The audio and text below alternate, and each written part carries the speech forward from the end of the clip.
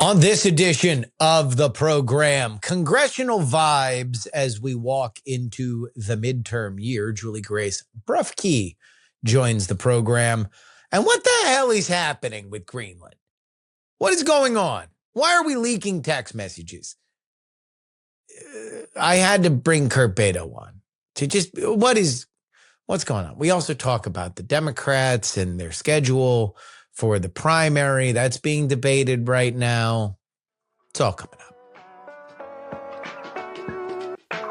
The following is brought to you by Just Another Pilot.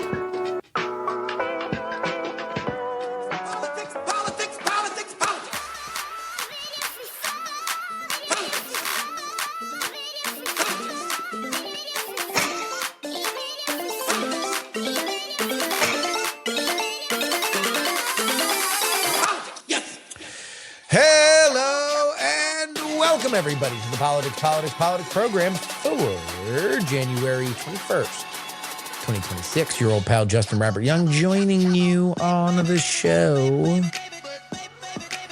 Meaty one for you. We are going to have Juliegrace Brufke on to talk about some vibes in the House, how everybody is feeling as they move into the midterms. Some backbiting, some backstabbing, some gossiping in the halls about people that either are about to leave or have already left. Marjorie Taylor Greene, Nancy Mace, Jasmine Crockett, all discussed on this program. That's going to come up a little bit later. But first, we are going to talk to Kirk Bado about whatever the hell is happening with Greenland and Europe right now. So heads up, this was recorded on Monday morning. We're going to put this out Tuesday afternoon. The vast majority of you guys are going to consume it on Wednesday. A lot is happening right now in Davos, the World Economic Forum, where many of the world's leaders all gather. It used to be the place where multiculturalism would save America, not multiculturalism, multinationalism would save America. Now it's the place where people complain about multinationalism to the multinationalist face. All that being said, this story has moved forward in a certain capacity.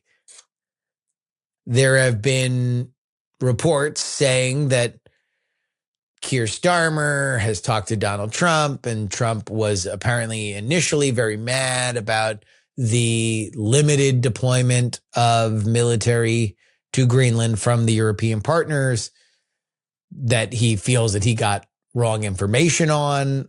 And so Keir Starmer believes there is a pathway to peace on this issue.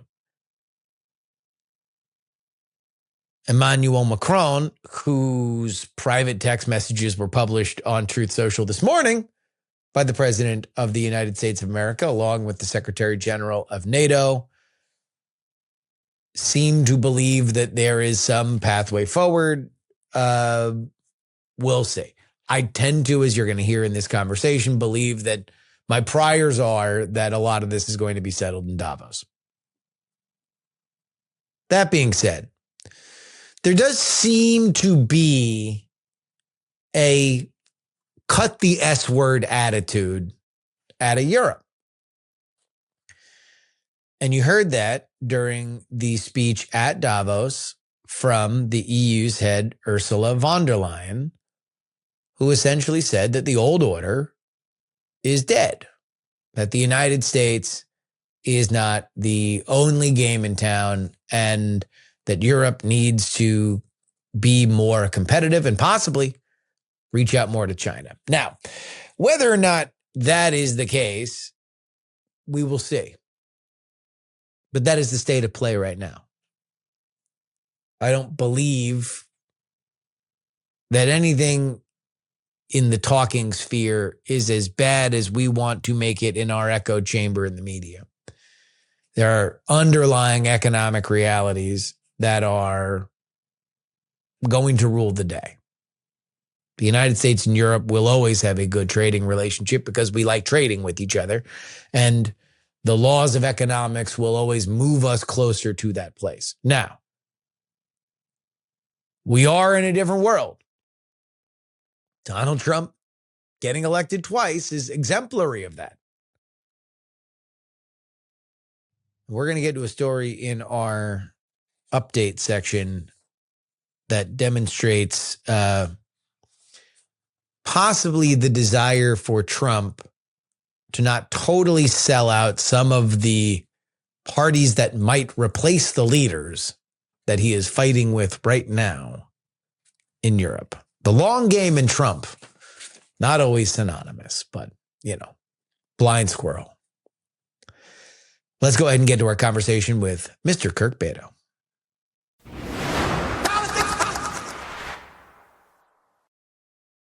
A lot to get to, late breaking. I want to get a few different topics. Kirk Bado, of course, Hotline, National Journal. How you doing, buddy? Doing great. How are you? So this Greenland thing, what the hell is going on? Like, I've never been more sure that I knew how this was going to happen. You have the Trump tariff thing that happens over the weekend. And I'm like, oh, nobody sees this for what it actually is. I got the beat on it. Davos is happening this week. This is the setup to Davos. They're going to come out of Davos with some sort of agreement. This is classic Trump. Irrationally raise the stakes so you can settle on something that is closer to where you want to be compared to where you are, blah, blah, blah, blah, blah. And then we get what I can only describe as a belligerent communication between Trump and the Prime Minister of Denmark. It seems as if, people, normal Trump allies like Nigel Farage in the United Kingdom is now spitting mad at Trump. This is, I don't know how much closer it gets the United States to its goal of acquiring Greenland. And it seems like even more so than normal, this is a head scratcher. I don't know what's going on. Do you know what's going on? Do you have any sense of this? I think the letter that you're referring to puts the whole cards on the table. In it, he's demanding that Denmark give up Greenland because because they did not award Trump the Peace Prize. And so he's, quote, done dealing with peace and must now do what's best for the United States and what's best right and proper for the United States. Right and proper for the United States is to take Greenland. And I think I had a lot of thoughts going through my head as I was reading that letter this morning. Chief among Did you think it was real? Because I initially thought, especially because PBS was the first one to get it, I was like, did they get hoaxed? I thought it was fake at first. I thought it was fake. I thought it was a ChatGPT Trump through social post. Yes. Because it seemed too on the nose. Yes. It seemed too obvious. Like, you and I have been scratching our heads about the Greenland stuff for months, if not for over a year now. And now it's kind of just laid on the table that this was for payback for not getting the Nobel Peace Prize. The second thought I had after, was this fake? Was this ChatGPT Trump? Yeah. Was this Claude Trump or something like that? Is this is going to be a banner day when members of Congress get back to Washington of, I didn't see the letter. Because you've had so many people try to twist themselves into all these different positions over why Greenland is a strategic imperative, why it's actually smart, you moron, for Trump to be pursuing Greenland. Here it's all out on the table. Same thing with Venezuela, where it was, a push for the natural resources in Venezuela. This is just pure Trump retribution here. And I don't see how you can see it for anything other than that at this point. And any lawmaker who's asked about it in the hallway and doesn't say, I didn't see the letter, and tries to offer some sort of mealy-mouthed defense is just going to look ridiculous. I think you are right. Everybody, especially with the NFL playoffs coming to an end, college football will likely be done by the time people are listening to this. they better be getting their combine skills ready, because their 40 times and their quick agility to get out of the microphone range of everybody else that is going to be in the hallways will certainly be put to the test. There's an argument for the acquisition of Greenland, and the underlying idea that, hey, Europe, either you care about NATO or you don't. All you've done is hammer the United States on how much do you care about NATO? How much are you willing to invest into NATO? Well, guess what? We want to put a gigantic installation that would protect NATO in Greenland. We need to make sure that we are able to do that. This is what we are looking to do. There's an argument for it. There's an argument for the United States being a priority for the United States for a while. What's at question here is not even whether or not Greenland is a worthwhile acquisition target for the United States. It's, are you doing it in a way that makes any sense whatsoever? And are you going to burn down other elements of our transnational? I mean, even for his point of view of the ascendant right in Europe is now lining up behind the multinationalists that they are, in direct opposition to because of Trump and because of stuff like this. There's one thing to lean on him. It's one thing to say, hey, look, I'm going to threaten tariffs and I'm going to take away tariffs. We've seen that. And you could make an argument to say that some of it has been effective. This I don't get. I don't get it domestically. I don't get it internationally. I have no idea what's happening. And to your point about domestic ends too, like if you look at Trump's average approval ratings here, the moment it hit an inverse, the moment he went underwater was at Liberation Day, first Liberation Day in March, early April. That's when he started imposing these tariffs at will here, and that's when public opinion turned on him.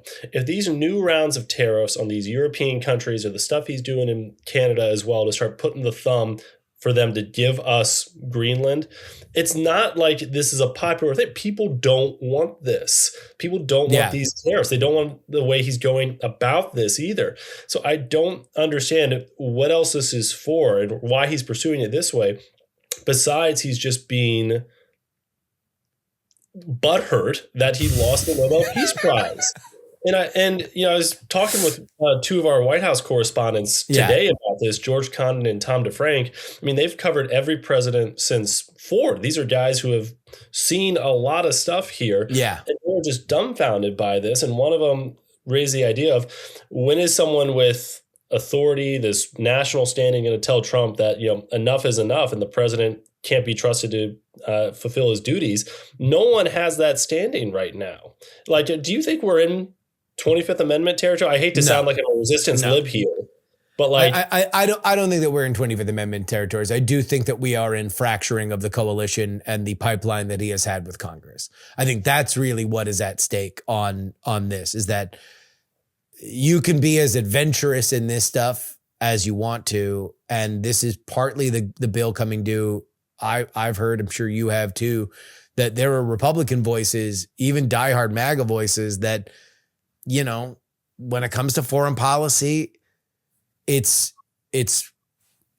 understandable if you are about to undergo some major military thing and the information trickles and then it succeeds. And they've had those moments both with Iran and with Venezuela in the past. But leading up to that Venezuela attack, there were a lot of MAGA people that were just pissed off. Like, hey, put me in a room with somebody in the CIA that just says, trust me, bro, we know where these are coming from. Here are some anonymized data of the shipping lanes. Just give me something that I can repeat to my... Some sort of CYA move here. Just some that I can go to my donors. Nobody is here to call you on the carpet for it. I just need something so I don't look like a total moron here. And they never really did. All they did was give them legal rationale and not any kind of underlying intelligence data. And they can justify that however they want. But the problem is coming due now, where it's like, you will reach the limit of trust me, bro, even with a Congress that knows their only coalitional lifeline is through Donald Trump. That's what got them to the situation that they are in right now. They know they have to tap in to that audience. They know that Donald Trump is sacred to that audience. He still has a 90 plus approval rating within the party that they're going to go through primaries on in the next few months. So they know that they can't go too far. But are there enough in a closely divided Congress that can essentially render Donald Trump moot, that can offer, roadblocks to what he wants to do? Yeah, up to and including denying him the funds to buy Greenland. So it's Correct. there's only so far that you can go. And that's what I think is at stake here. I don't see I don't see Donald Trump to be sick to the realm that you would need the 25th Amendment. I do see Donald Trump as being out of alignment with his party to the point where he is now limiting his own options as to what he can do. Well, I'm just thinking that, how many times can you kick a dog until it hollers here? In addition to the Greenland situation that we've been talking about, he also is alienating Bill Cassidy, which is a senator from Louisiana, after he endorsed Julia Letlow's campaign. So what's to stop Bill Cassidy from going like full Tom Tillis here and start really resisting him in a much more open way? Because look, he's probably not going to win renomination here now that Louisiana's doing partisan primaries. So that's one more arrow in this kind of Republican block of resistance to Trump. If he keeps pursuing the Greenland situation, he's going to keep alienating these members. And I don't know how much more it's going to take for them to realize that Trump is out of step with their voters, not just MAGA voters, but Republican voters. Is Greenland worth it? Is blowing up the post-World War II order of the world worth it for Trump because he didn't get a Nobel? I don't know. I really don't know what comes next or how many more times Trump can keep pushing his Republicans supporters in Congress to the edge and just doing this kind of maverick presidency. Well, and what's the ticking clock on Greenland? We've wanted it for 100 years. Why does it need to happen by St. Patrick's Day? Is there a thing that I don't know about that is just waiting to happen? Why is this happening now? I don't know. I don't think Trump thinks in his heart of hearts that, Republicans are going to put the acquisition of Greenland in their primary campaign ads. I don't see anyone running in, I don't see Mike Lawler putting that up in a campaign ad in New York 17 here that he oversaw the acquisition of Greenland working with President Trump here. I don't understand what the rush is here besides Trump's own desire to have this retribution because he was snubbed at the international stage in his mind. Okay, how does that even work? Maybe I'm not familiar with the Nobel Peace Prize. I don't even know, and that's part of the reason why I initially thought that letter was fake. Was it was like, how does Denmark have a veto on the Nobel? I don't even know how the Nobel Peace Prize is decided. I just thought it was like 19 boffins somewhere in Europe that decide who the guy is. Or girl. I imagine it's a lot like electing a pope where they just collect all these different laureates from across the world into one room and then they have smoke come up and then we have a new So we don't even know whether or not does Denmark have a say? Was Denmark the deciding vote in the conclave on who got the Nobel Peace Prize? He was the Ralph Fiennes, actually. The Denmark president was the Denmark prime minister. But it's not like this country has veto over that award. It's not like I think Trump is thinking about it like if America was in charge of the Nobel Peace Prize, I would have final say over it. He's projecting of what he thinks it would be like if he were running the show here. The Denmark government has no say over it at all. It's like an independent committee. From what I was reading this morning, they have no veto power over it. It's not that they could have stepped in anyway, but Trump is directing his ire and frustration at not just the Danish government, but all of Western Europe. So what are we doing here?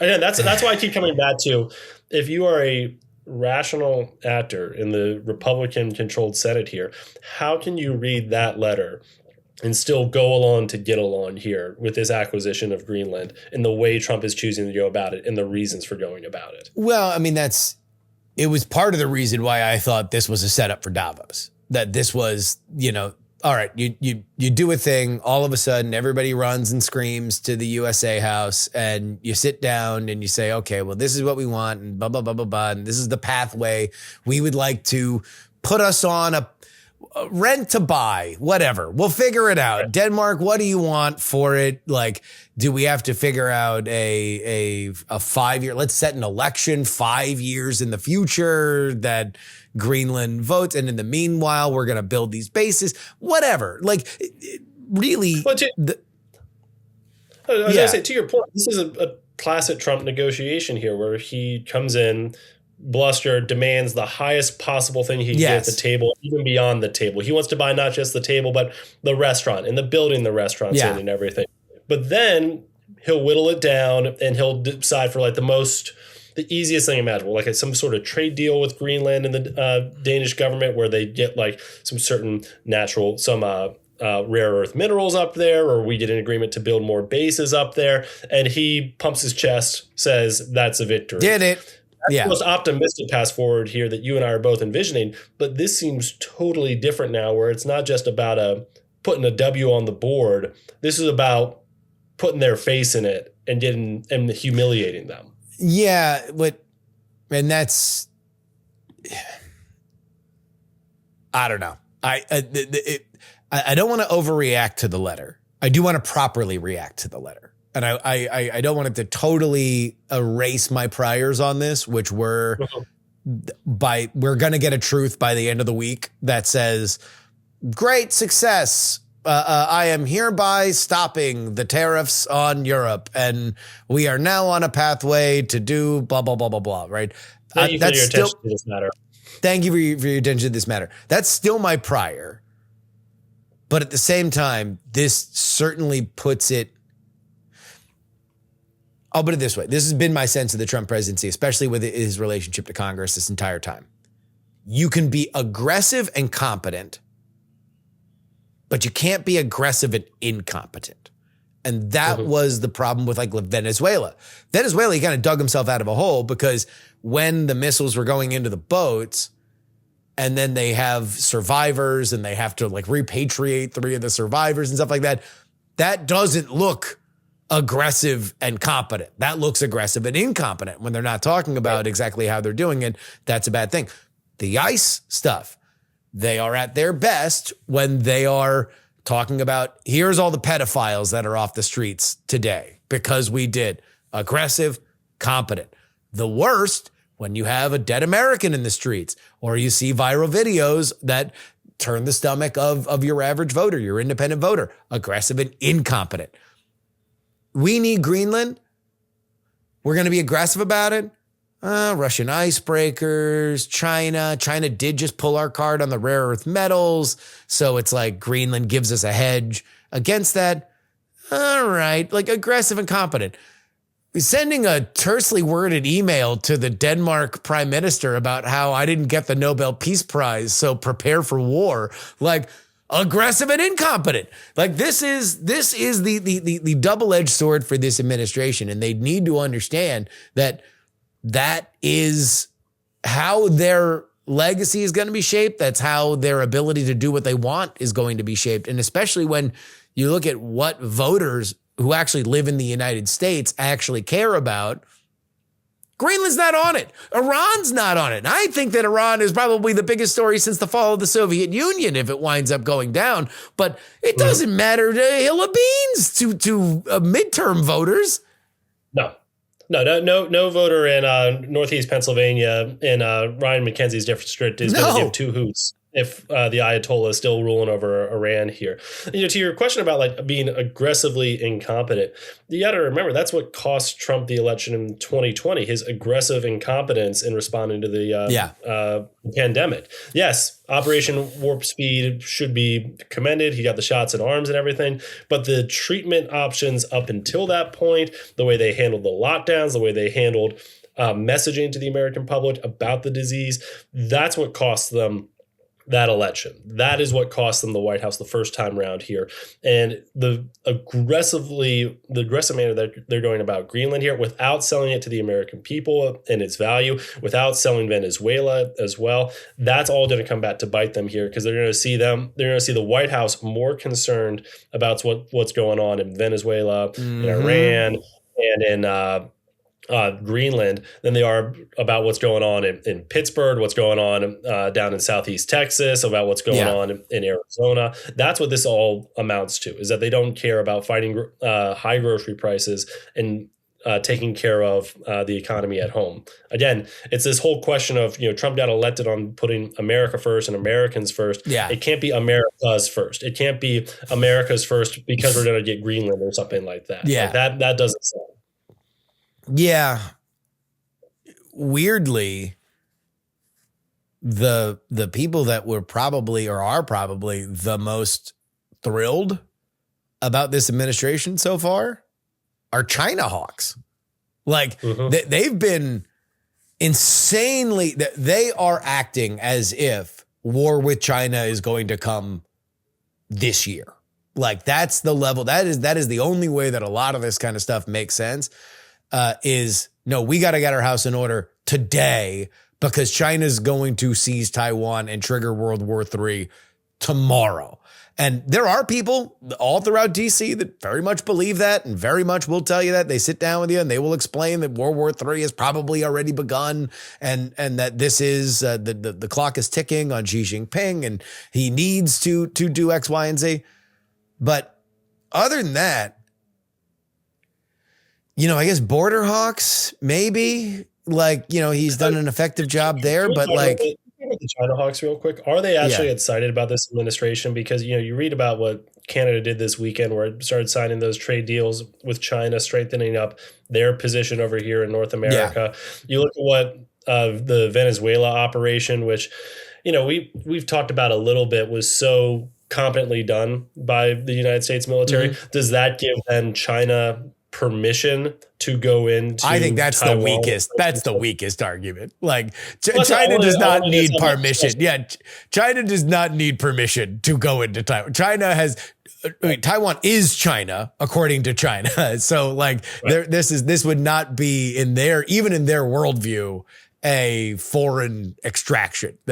China is a misbehaving province that would be a police operation, a law enforcement operation. Yes. Yeah. I mean, they would not need. I don't believe that anything that the United States does in Venezuela, the last thing that either China or Russia need are moral framework to do whatever they want to do. They are well there when it comes to their moral framework on what their priorities are and how they want to seize things. Now you can make the argument. China Hawks decided that Trump is pushing a bunch of these other Western democracies closer to China because they're still open for business. Meanwhile, we are unpredictable and not necessarily the most good faith negotiating partner. I think from the China hawk perspective, who believe that war is happening next week, what matters the most is not trade deals that will play out over 10 years because they're all going to be moot when the shipping lines are closed. What matters is, can China establish a beachhead in Venezuela? What matters is, do Chinese icebreakers establish a missile, more closer missile range in Greenland than they would before? Is the Panama Canal being owned by China effectively a gun to the head of the United States? Like that's the kind of stuff that the China hawks that I'm talking about are worried about. The Canada stuff is that's a big decision by Carney. Carney is right. He's made a call, and this is something that I've heard from some of our friends who are either cover Canadian politics or pay a lot closer attention to it than I do. But that is a big question: is who do you ally with, China or the United States? I don't think that is a slam dunk for China, for Canada. We'll see how that plays out, but. Yeah. Other than that, I mean, I guess my larger point is inflation is falling, but not gone. We have not seen deflationary pressures on things that Americans spend their money the most on, except for fuel. And there's civil unrest in the streets. I don't know. We're back to, I think, part of the most frustrating elements of Trump 1 as far as a coverage perspective goes, in that there's just so much happening. But now I feel like there's more. There's even more happening than there was before, because this is an emboldened administration that feels like they're on borrowed time and they want to do a million different things at the exact same time. And it's hard to tell whether or not, A, what the motivations are, B, oftentimes what the goals are, and C, then how to judge whether or not it's working or not. Right. And again, as you were talking there, I was thinking about the long New York Times interview they did with Trump, where the biggest takeaway for me from all that was when they asked him what constrains him, and it's his own morality. It's not international law. It's not Congress, not anything like that. It's what he thinks is right, best, and proper for himself and for the country. And I think that's got to be very concerning, not only to the folks here domestically, the Republicans in Congress, the Democrats as they try to figure out how to win in November here, but any international actor reading that has to be on edge right now, because this whole world of expectations and norms that we've had, Trump did a great job of blowing those up and upending those norms, which is a big reason why he won twice. But there's a reason why they are norms when we're doing such high stakes international maneuvering here, and also high political stakes for him and the Republicans, because again, there's unrest in the streets, like what you were saying. There's images of aggressive ICE enforcement in Minnesota, which Trump has acknowledged himself. He doesn't necessarily like seeing those pictures out there playing on the evening news. There's this push to acquire Greenland, which, again, as you and I have been talking about, is not a priority for Americans. No. I don't see how this ends in anything else but a real rebuke of Republicans when voters head to the polls in November here. And I wonder how Trump is going to take that, especially as the writing becomes clearer and clearer on the walls, that that's what we're careening towards. Yeah. I mean, there's still time. We still don't know. I mean, the way that the news moves, hell, Maduro's already out of the news. Like, how crazy is that? Like, we could be saying Greenland who by June, right? By the time that these primaries are actually playing out, when Donald Trump will still be the number one person. And by the way, he's going to be out on the stump, according to Susie Wiles. He's going to be out there campaigning like he was on the ballot. He's going to try to make this entire midterm about himself. The question is... Well, Democrats would love that then. Democrats would love that. But Democrats have loved it since 2016. How's that worked out for them? Exactly. So it's like... they have brief flashes there. 18 was a pretty good year for them. 18 was a pretty good year. All right. I want to talk to you about something else. And that is, I want to switch parties. Did you see this story in the New York Times about the new list of early voting states?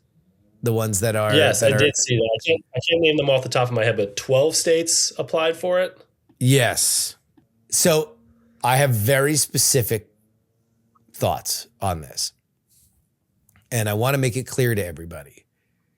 My belief in a primary system, which I think is good and should be robust, is, especially early on, what you want to prioritize with these states is budget conscious states. So the media markets aren't super expensive and you don't need a plane to get to the majority of it. That way you can have more bootstrapped campaigns that can catch fire. That is healthy. It allows for good candidates. It allows for ideas that your voters really want to latch on to, and you can go forward. It is to that point that I will say the Democrats will indeed be foolhardy if they ditch Iowa, which is a good bellwether state for Democrats in a way that it is not a good bellwether state for Republicans. You do not have Barack Obama, who remains a pretty popular figure in the Democratic Party without Iowa. Iowa gives birth to Barack Obama because he is able to demonstrate with a well-organized campaign that he could get his ideas out. He made some mistakes early on. It was low stakes enough there. You have an engaged electorate. So give me those states again. It was, and they divided these by regions, and the DNC said that they are going to select one state from the 4 regions to hold nominating contests in the so-called early window the month before Super Tuesday. Yeah. So these are all people vying for the early window here. Nevada, New Mexico, Georgia, North Carolina. Hold on. South Carolina. I'm just going to start knocking off states that I think are just out for me because of media market. So I'm knocking out Georgia. Atlanta's too expensive. Go ahead. Correct. I'm with you on that. Keep going. New Mexico. New Mexico. That's New Mexico, fine. North Carolina, South Carolina. I think you got to get rid of North Carolina too. Yeah. Tennessee. I just think it's too expensive.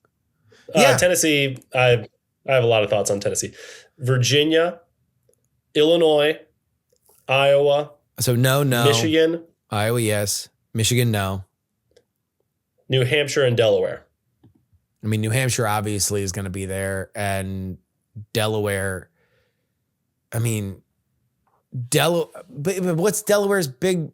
Is Dover a media market, or do they just get their stuff from like everywhere else that Delaware is surrounded by? I guess that there is a media market in Delaware. I think there might be one media market. I could look that up pretty easily here, but I think it's more you got to get on Philadelphia airwaves, right? Yeah. Well, that's the thing. It's like the reason why Iowa works is because it is really cheap to get airtime in Des Moines. And that's essentially where you are going to be broadcasting out of. You can get on a bus and you can get to all 99 counties if you want. That is a possibility. The frustration that people have with Iowa is that their Democratic Party was incompetent, for which I would say, yes, solvable problem. And B, it was too white. So half those states that you just named are either entirely controlled by one city because they're red states that have one city that runs everything. Iowa used to be a purple state. Now it is a red state. So yeah, you would have Des Moines that would be overrepresented, but you also have other college areas there that are well understood to be places where maybe a little bit more progressive of a candidate comes out of Iowa. But usually the people that scream about this stuff the most are the progressives. So right. I don't know. If you're looking for a state that isn't Iowa or New Hampshire, I guess maybe New Mexico. I would have to do a little bit more. I mean, Santa Fe is not a crazy media market. Maybe you could get Vince Gilligan to shoot your ad or something like that. Like that would be interesting, but it's an all pluribus campaign. Yeah. George R.R. Martin can stump for you. The George R.R. Martin endorsement becomes very important in the New Mexico primary now. All of a sudden, I guess I could get behind that. Exactly.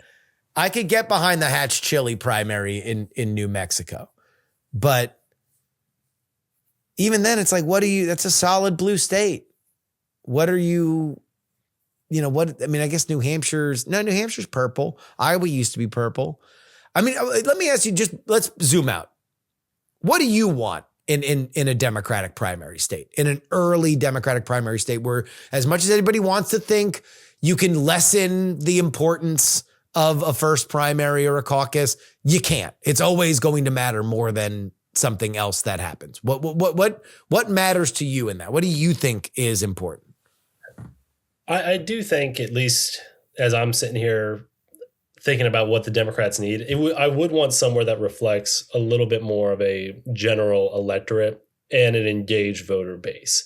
So for me, that puts Iowa a little bit further down the list. I also don't think it should be an expensive place like Michigan or Georgia, because that's just going to get ridiculous really quickly. I think that Iowa and New Hampshire, I think, are solid choices, but I do think that they're too white for the base that Democrats have been losing with. I think South Carolina would be a really good choice. I think South Carolina is somewhere either first or South Carolina, though. I mean, yeah, South Carolina used to be third. Fourth. It was fourth in 2020. And by the way, you can lose the first three and win South Carolina and still be the nominee. His name is Joe Biden. He did. Thank you, President Biden. So it's not like South Carolina was totally minimized. Now, the argument against South Carolina is that it's essentially the Jim Clyburn best friend contest. Like, there's not as many voters that are going to decide it. And I say this all the time. Nobody wants to believe me. There's a difference in engagement that drops off substantially past New Hampshire. Like Iowa and New Hampshire, these people, it's their personality. They very much care about it. They listen to everybody. They go to a lot of events. They take their role very seriously, and then they turn out at a higher than average pace. Nevada, South Carolina, it's either in Nevada, the union machine that decides it, or it's the Clyburn machine that decides it. So essentially, you're just going to patronage politics in either of those two states. Like it's very hard if you're not in with that. I totally understand. You're absolutely right, and I do think that the informed electorate in Iowa and New Hampshire is very important. These are people, like you said, this is in their DNA to go to these town halls, to go to these the county fairs, to go in to what's that restaurant in New Hampshire? Red Arrow Diner. Yeah, the Red Arrow Diner, go to the Politics and Eggs event. This is in their DNA, and they vet these candidates. They hound them every day with questions that really matter to them, and they take their role very seriously. So I'm not trying to discount that. I think that the South Carolina makes a better case. Yes, it is the Friends of Jim Clyburn primary to an extent, but I do think that there's something with how much Democrats especially have been losing support from the black voter base over the last two cycles here. It would mean something to go there and campaign. And I think the union politics are going to be much longer lasting than the Jim Clyburn network there. I'm not saying he's going to go away anytime soon. I'm just saying that going out there and earning those votes, I think, is important. It's important to go out there and get tested like that. And you don't get that in Iowa. You don't get that in New Hampshire. And you don't get that don't think they get tested in South Carolina. I think they go into friendly rooms where everybody's already predisposed to like them. And that's that. The one thing that you can say about Iowa, and look, I'm not here to tell anybody to disabuse anybody that Iowa primary or caucus voters are not entitled. They are. But you want to know what that does? They are very entitled. It does allow them to get in people's faces that wouldn't otherwise you have to face a test like that. And in small rooms, you see some people crack. A lot of the problems that eventually everybody screamed and yelled about Biden, that he was thin-tempered and that he might not be up to the moment, you found out in Iowa in 2020 before the COVID pandemic. Right. Like, he was embarrassing himself in Iowa because you were put in that situation. Kamala Harris couldn't make it past Iowa because she didn't play well in those small rooms. People didn't respond to her. Like, there is a value there. I know at one point I'm just going to get the key to the city in Des Moines for how much I stumped for Iowa. But I do, having been out to all these other states that we're talking about, I just can't tell you how little people care. And you can make the argument, oh, well, if they do it every year over and over and over, it's like, sure, on a long enough timeline, 20 years, maybe. But the other thing that I would warn everybody about is if you do it in Michigan, now you're blocking out anybody who can't get on the television in Detroit. Like, you are blocking out anybody who can't do that. That's the other thing that's good about Iowa is that there are a lot of experienced political hands that you can hire for not as much money as you would have to do it in Michigan, where there are big, gigantic statewide races that, you have more expensive talent. You get priced out of Michigan and Georgia. Yeah. Right, you get priced out of Michigan and Georgia, not just on the airwaves, but with the consultants, the strategists, the people to go out there and put yard signs out. Like, you get priced out of those really quickly. Now, here is my argument. If you want to do a big state, if you want to do a state that it totally shakes everything up, go to Texas. The Texas first in the nation primary for the Democrats. You want to talk about the voters you're losing, Kirk? You're losing them on the border.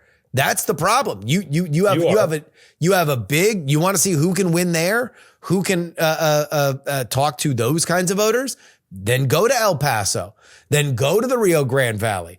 You want to talk to screaming progressives? Come here to Austin. Come to the suburbs of Dallas. Come to Houston. It is a little. It would be a mess. It'd be a mess and a half.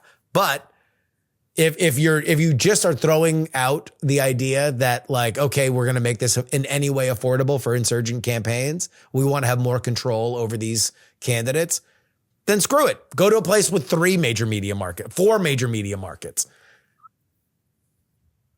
I'm sorry, I'm not as sharp. I'm processing what a Texas first in the nation primary would look like. And it would be such a mess. I mean, there would be people carving up their own little fiefdoms. You would have people driving the progressive turnout campaign. Like, they just parked themselves in Houston and the DFW. They're taking that bus back and forth there. The mega bus, the whole time there. And just there.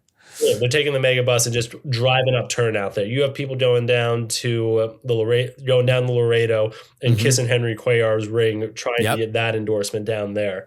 That would be very interesting. Texas first in the nation primary. I mean, number one, I'm thinking about the rodeo in Houston. Yeah, trying to talk tech down in Austin. Yeah. I mean, and talking about, like, can you imagine Gavin Newsom trying to campaign down there? I mean, all the people who fled California, and then he's down there. He'd have a lot of friends. Like, that's going to be a mess. He'd have a lot of friends there. A lot of people. You have a lot of donors down there already, I bet. Yeah, exactly. Like that. I'm trying to imagine what all that. I mean, that would be so expensive too. I mean, how many media markets is that? 4 or 5? In terms of major media markets, you got Dallas, Houston, San Antonio, Austin, that are all independent, that you'd all have to get on the air. Austin being the cheapest. And then obviously, far out west, you'd be looking at El Paso. But then also you have Rio Grande Valley that has their own. So that's cheaper. You'd be able to get on the air. There are smaller media markets that you could build up on. Because the other thing is, like, people are like, oh, well, who cares about television networks? We're not even talking about television networks anymore. We're talking about getting on fast channels, getting on YouTube TV, getting on all those kind of things. It's not just all the streamers and everything. All the streamers, and those are regionally located. So it's like you need to be buying that inventory early on, and there's going to be smart people that as soon as this order is set that are going to do it. But that's my thing. My number one, keep Iowa. It's actually good for Democrats. I have no idea why Democrats hate Iowa so much. For whatever reason, it is just like a thing that they, despite the fact that it's actually good for them. Like, look, even the fights they had, Bernie Sanders versus Pete Buttigieg. Are you telling me that was not a representative fight for the future of the Democratic Party? Those are the wings that are fighting now. Oh, you're right. It got it right. Yep. And we'll continue to fight. Yes. And they will continue to fight. And so the Bernie people were pissed off because Bernie didn't. Like, you and I talked about it. Yeah. Go ahead. Yeah. No, I mean, I was just going to relitigate 2020, but go ahead. No, I was going to say the same thing, that you and I have talked so much about if the pandemic didn't happen here, we would have the Buttigieg and Sanders drawn out fight all the way through here. And it would have been great. I think it would have been great for the Democratic Party to have that sort of high profile drag him out fight without the weight of the Hillary fight in 2016 coloring everything, but just Bernie and Pete arguing for the future of the party here. But that they've kicked the can on that down the road all the way to 2028 now. Okay, one last Democratic topic. Josh Shapiro saved his powder for 2026 before pulling out the knife on Kamala Harris, revealing for the first time that Kamala Harris's vetting team, so not Kamala herself, although he says that Kamala was weirdly obsessed with the perks of the vice presidential job, so paints her as unserious, but the most serious charge is to Kamala's vetting team, which apparently asked him, in the grand tradition of awkward interviews, I think it comes to mind, I believe it was a Miami Dolphins front office person who once asked a prospective draftee whether or not his mother was a prostitute. The question to Josh Shapiro: have you ever been a Mossad double agent? What do you? How do you see that? This is why we're friends, because my first thought when I was reading that was this was like a draft interview gone awry. That this was 100% like a pre-draft. Like I was thinking about like some of the most awkward interviews I've had with candidates, and I've had to ask them tough stuff, and it just blows this out of the water. Yeah. I think Shapiro is seeing the writing on the wall that Harris 2028 is the highest polling Democrat in that primary right now. And he is trying to be one of the first people to go out there and put a lot of very clear daylight between himself and the Biden-Harris operation. Yep. You know, you see other people do it subtly. Like, you know, we've been mentioning Pete Buttigieg here. He served in the Biden-Harris administration. You would not be able to tell that way with all the stops he's doing. Or like Rahm Emanuel is trying to keep his distance as well, even though he has spent the last 4 years as the ambassador to Japan under the Biden-Harris administration. Again, these are people who are trying to subtly put distance between themselves and the Biden-Harris administration. Shapiro is going out there and putting sticks of dynamite in there and blowing it up. He's doing it not just on terms of, you know, what we're talking about here about the Mossad question, but also to your point about what he's writing in the book about Harris's character. Yes. He's trying to bury her early and trying to put himself up above right now. I think it's one of the shrewder moves of a 2028 hopeful. A lot better than Andy Bashir this week going to J-Mart at Politico and saying that he actually has the Riz. He's got Riz. He's got Riz. That's what he's been telling J-Mart. Shapiro's going out there right now and trying to stiff arm Harris. It's aggressive. He's betting that Harris will respond. He's betting that Harris will respond and that when they're put side to side, he'll look better. And I do agree with the theory of the case. I think that if you put them both side by side, he will look more serious than Kamala Harris will. I think what he's trying to say here, the most that you could say for it is that he's trying to make the explanation why he never really had a shot. He didn't interview poorly. He didn't make asks that were out of bounds, which is how the Kamala Harris team has floated it. He never had a shot because they have a Michigan problem. And he was too Jewish for the role. And like, that is his point. His point is that at that moment, the Kamala Harris team didn't believe they could win Michigan with a Jew on the ticket. Now, they didn't win Michigan. So apparently that was that was a lost cause. I also think him, look, books take a while to come out. So I don't think that this was agilely placed in any way. But it is fortuitous that it happens while Tim Walz doesn't look particularly great in this moment. Correct. That his political career seems to be over. So I think this is all, at its best is him saying, look, I didn't get picked because I'm bad. I got not picked because they're bad. And then the little stank on it is also they're anti-Semitic. They thought I was a Mossad double agent. Right. It's a nice little anti-Semitic, like as the door hits you on the way out. Just a little curve. Yeah.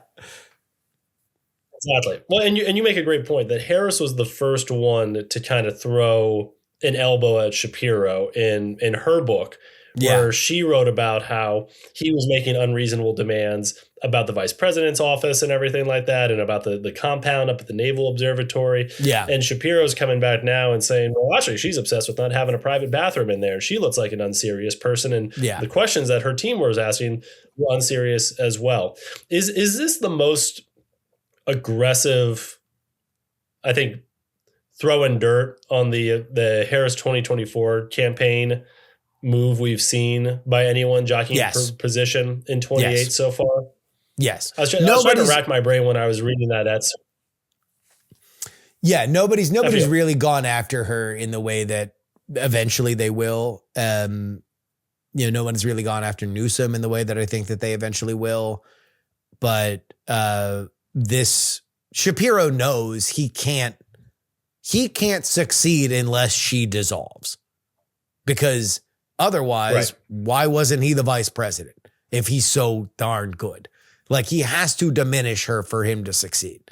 And I think this is the first step in that direction. It also is one of those things where it's like, man, you did have a lot of people that announced they weren't going to be the vice president.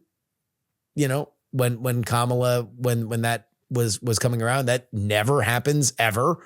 You never want to remove yourself from the running of, if even just to not offend the possible future president. You don't want to say no, I'm removing myself. You'll be removed unless you're selected. That's kind of the way it goes. Right. I found it to be a sharp jab. To me, that is the first time that we've seen two candidates really trade pain in a way that you can't just write off. Nobody's demanding Josh Shapiro write a book. There was a demand for Kamala Harris's point of view on why that campaign went sideways. And the book sold well. So it's there is something to it. But nobody was demanding Josh's opinions. And now he's released them and they are pointed. So now people might be more interested in Josh's opinions, which is, I think, the point. Well, and it's so interesting. Shapiro has made a lot of hay about embracing new media. He's on a lot of sports podcasts, made an appearance on, College Game Day on occasion as well. But he chose a book for his venue of sharp attack here, knowing that people like you and I would pick it up, that the New York Times would eat it up as well. And Harris did the same thing, that this is more of this is more meta media criticism here.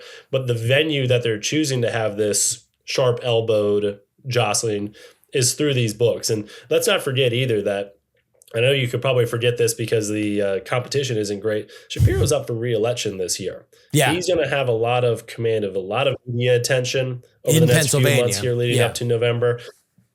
Correct. And he's not necessarily real worried about, I think, his re-election odds. He's more positioning himself for 28 here. If you watched his launch ad, or he did it simultaneously in Pittsburgh and Philadelphia, his whole tagline is "Get shit done." Yeah. He talks about his appeal across the aisle here with real world people, with a rainbow coalition of supporters here, that if you close your eyes and just listen to it, you would have thought it was his presidential campaign launch.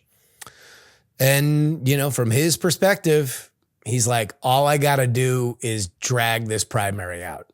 If I can pull everybody into deep water and I'm still in play, I'm going to crush in Pennsylvania. I'm going to eliminate competition. I can secure the nomination in Pennsylvania. That is, I'm sure, part of the theory of the case. Speaking of Pennsylvania, we've done 50. Would you be open to having Pennsylvania be one of the first states? I know it didn't submit. No, but it's two gigantic media markets. Well, it's like, look, if you don't care, if you don't care about the money, if you're like, screw it, everyone's got to learn. In fact, we don't want brokies. We don't want people that are scraping by on their ideas. We want money machines. That's what we want. And so if you can't play in Philly and Pittsburgh, if you can't raise the money to do that, then you're not going to be a part of this ticket get the hell out of here, start, do whatever fun regional stuff that you're going to do, but you're going to get run over anyway. This is a major money operation. And so we want to make people prove that they can play in these markets. If that's what you care about, then Pennsylvania's fine, because it is going to play for the black community. It's going to play for the union vote. It's going to play for some of the fringy independent swing voters. Makes sense. But I don't know. Maybe I'm starry-eyed. I'm like, maybe you should open it up before you totally shut it down for money machines. Maybe have one contest where people can talk about ideas. You're too much of an idealist. I really do think JB Pritzker would crush in Happy Valley, and that's what I'm lobbying for right now. Happy Valley's got enough problems than to have JB Pritzker there twice a month.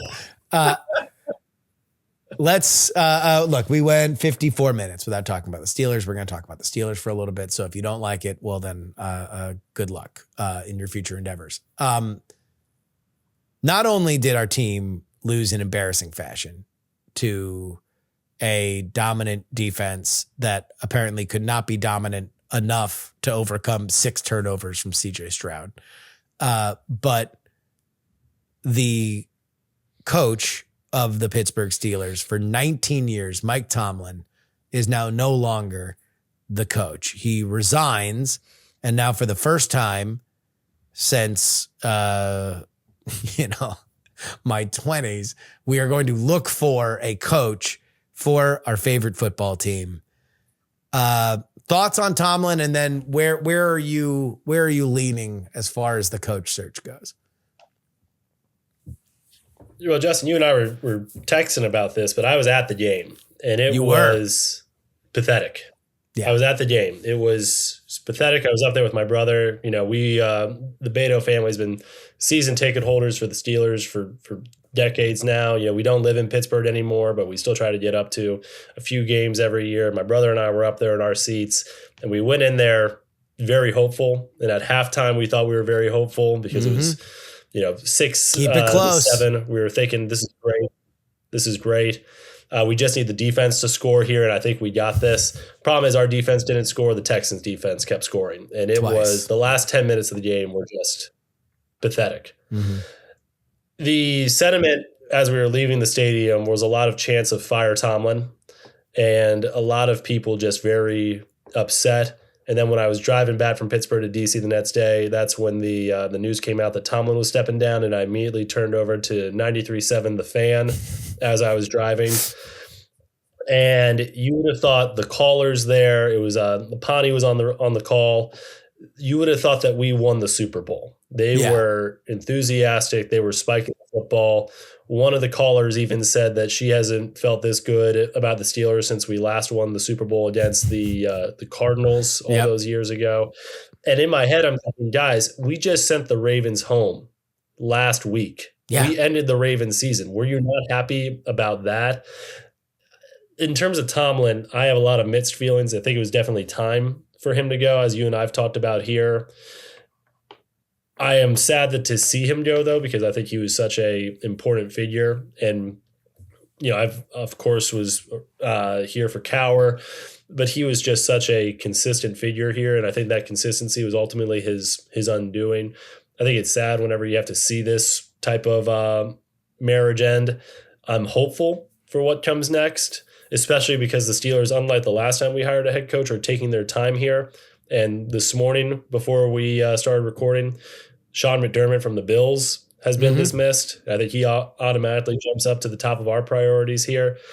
I'm going to remember all the good seasons with Tomlin. Remember how much of a character he was, and I wish him the best with whatever comes next for him. I'm kind of like, there are some people that are like, oh, I don't know, he's not going to be good on TV. I don't know what you're talking about. He's going to be phenomenal on TV. He's one of he's a quote machine. Yeah, he's great in interviews. Like, I don't know what people are talking about with that. Whether or not he comes back to coach, I don't know.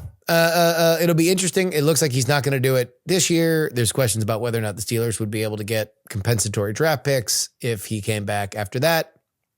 We'll see. To look forward, I would say if you are the Steelers, your last 3 coaches, which I remind everybody has spanned the time between as we are speaking and Richard Nixon, were young defensive coordinators from successful coaching trees. All of them. There is a young defensive coordinator that is from a successful coaching tree in Sean McVay named Chris Shula, who apparently is interested in this job, for which I would say that is my number one. I have done more texting to my brother about random Chris Shula facts over the last few days than I ever would have expected myself to do. He's also a South Florida kid. He went to high school at my high school's rival team, the St. Thomas Aquinas there in South Florida, right down Peters Road from South Plantation High School. Yeah, I don't know. Chris Shula is the guy. He's the guy for me. I don't want a retread coach. I don't want a guy who's been head coach before. Let's keep doing the same thing that the Steelers have done for coaches that have lasted for multiple decades. And then if he washes out in 3 years, we'll try something new. But I'm going to keep going to the same well until it fails. I like Shula. I think Shula is one of my top ones as well. I think the McDermott thing is interesting from today. Before today, my number one was Robert Saleh. Now, I know you have a thing against former head coaches, but I don't think the Jets, let's forget about that. He did get a fair shake with the Jets. Do the Jets really count? Yeah. It's not really a professional football team, so it can't really count. It can't. And I think Saleh has that type of stoic, get shit done approach that would fit right in with the Steelers culture here. I think the defense needs a real jolt here. I don't think we should come in with any very high expectations next year. They're still up in the air about whether or not Aaron Rodgers is going to be coming back. I think Saleh spoiler alert. No. Build up. Thank you, Aaron. Thank you. I would like to look. It went way better than I was expecting. I am happy he was there. I'm happy I had one season of Aaron Rodgers in my life. I'll subscribe to the podcast. I'm on your team. I think you get a bad rap. You've done a lot of PR rehab, at least in this household. We're good. We're good from here on out. I need a quarterback that can roll out. Coward. You're going full coward right now. We're good. We're good. We're good. I wish him and his. We're good. We're fine. I wish him and his wife the best on whatever they do next. I mean, look, here was the problem, and you were at that game. The only thing you could do against that Texans defense to loosen it up was run. And he can't run. And he's not going to get better at running between now and next season. So I would rather have Chris Shula get somebody that, this is not a great QB draft, which means that all the mediocre quarterbacks are going to go in the first round anyway. So let's take a good wide receiver. Let's take another good defensive back up top. I feel like our trenches are good. The offensive line took a step forward. The defensive line remains as stout as ever. Our secondary was patchwork, but serviceable. As soon as we realized that our number one cornerback, Joey Porter, indeed was a number one cornerback, we can find other people to place with him. I don't think that we're totally screwed here, but the quarterback thing, we're just going to have to rotate it with young people until we find a young person that makes sense. Maybe it's it'll be a shame that Malik Willis doesn't get to play with Mike Tomlin because Mike Tomlin was such a big fan of Malik Willis coming out of the draft, but maybe it's that. Absolutely. I don't know. We'll see. I hope we don't go the Tua route here. I think someone like Matt Jones would be pretty serviceable, at least as a, replacement level quarterback for right now, a caretaker quarterback until we can find someone else.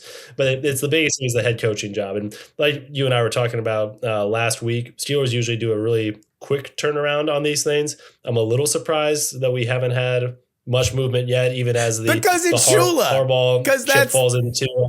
Because that's why. Because look, that's the one thing that's like the Steelers are such a predictable organization that everybody knew as soon as Arthur Smith got fired that he was going to be the OC if we had an OC position. Because everyone's like, oh, of course right. It's going to be Arthur Smith. That got out there very early and it wound up happening. The Chris Shula stuff got out before, weeks before. And it was like, what the hell? That's a weird thing to put out there into the world. He turned down his interview with the Browns. That's interesting that a coordinator would turn down a head coaching interview. I think as soon as, the championship games happen, and then at that point, all the coordinators are allowed to start officially doing in-person interviews. Although when Tomlin got selected, he was not the number one guy.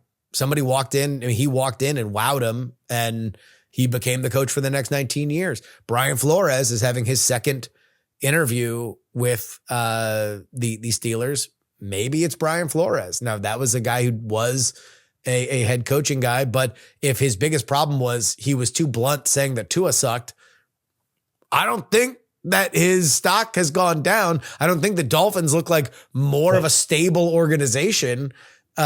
He's gone to two places and done very well. And he survived suing the NFL. If there's anything about perseverance, can you imagine anybody who sued the NFL and then actually succeeded within the league? That's like impossible. Correct. He still has a job. And in fact, he's been in the building before. He was that consultant or whatever it was in 22 after he left the Dolphins. And apparently they wanted him for a more official job. And then he got the offer with the Vikings, and it was just too good for him to not take. Right. Again, I think Shula would be great. I think Saleh would be great. I think Brian Flores would be great. I think we, unlike some other franchises that have open spots right now, we are still a attractive destination to coaches who want to be part of a winning culture here and want to continue that. So that's been good, and that hasn't taken a hit here. And I think Shula, especially, I can almost hear it in a Yinzer accent of Shula coming in and especially really the rumor is that here. him and the Rams passing coordinator Neil Steelhaas would be coming together, with Steelhaas being the offensive coordinator. That's, I think, the dream package is that you actually get a exciting new world offense and a fresh coat of paint on the defense. The question is whether or not, Shula, that's a big, it's a big name. Winningest coach of all time, Don Shula. Is he that dude? Don Shula's sons, not those dudes. Is the grandson? Does it skip a generation? No. I don't know. Well, look, again, the Steelers are an organization that values history, values tradition. And I think that if anywhere he's going to come in and try and live up to his family name, I think you can do a lot worse places than Pittsburgh. I can already see the shirts down on the strip about Steelhouse and Shula down there. So let's get it rolling here. Let's put a call into the league, you and me. Let's just get this rolling. Let's go. All right. Kirk Bado, thank you so much. Now you and I have the Pittsburgh Pirates to look forward to. After a disappointing Steelers season, the Bucks are back. I was trying to think of a tweet that people would understand, but I was like, and it kind of doesn't work because the Penguins are doing well this season, but it's like okay, Steelers are done. I'm gonna look to college football. Oh, that's over. Look to the Pirates, no. And then eventually I'll just have to look at my daughter and be like, all right, fine. I'll be a competent father. You're a good Pittsburgh dad, Justin. Yeah. All right. That's fine. Kirk Bado, thank you so much. Where can people find you? Thanks for having me. I'm on Twitter at Kirk_Bado, on Substack, and you can find all of our work over at Hotline on nationaljournal.com. All right. See you later, man. Thank you.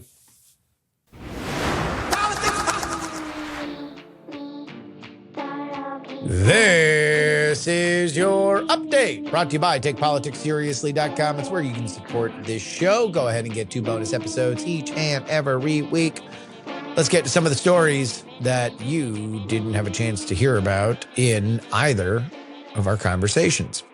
White House border czar Tom Homan said that the Trump administration needs stronger public messaging around immigration and customs enforcement operations. Speaking to Laura Ingraham, Homan argued that media coverage misrepresents ICE actions and claimed about 70% of those arrested are criminals, a statistic he said should be emphasized daily. His comments come amid nationwide protests following the fatal shooting of Minneapolis resident Renee Good by an ICE officer. Local officials, including Minneapolis Mayor Jacob Frey, have sharply criticized ICE's presence and tactics, calling for the agency to leave their cities. This is my number one palace intrigue to follow in Trump 2.0. Tom Homan versus Kristi Noem, because, and Kristi Noem and Corey Lewandowski are the same, right? They are one. The person who should be out there saying that is Kristi Noem. If you're good enough to take Instagram thirst traps in front of CCOT prisoners, then you are good enough to report how many pedophiles were arrested by ICE that day. You are good enough to make famous some of the crimes that were committed by people that ICE is arresting. And Tom Homan has been, against all odds, in my opinion, considering his rhetoric at the beginning of this administration, which turns 1 year old as I am recording this, the voice of reason here. Who would have thought? But compared to the entirely unhinged perspective of Stephen Miller and Kristi Noem and Corey Lewandowski, at least in terms of the callous nature of this, Homan is recognizing that if you entirely evaporate any case for a moral high ground, then you're going to get beat up. You know, he's on Laura Ingraham saying, look, in the eyes of some people, they think that we're running into churches, we're running into random people's houses, and we're just snatching people up indiscriminately. He believes that is not the case. Now, obviously, there is an argument to be made that is more correct, and he is spinning the argument. But he does not believe so. Dissension in the ranks. That's what we are looking for, at least in terms of how this is going to play out going forward.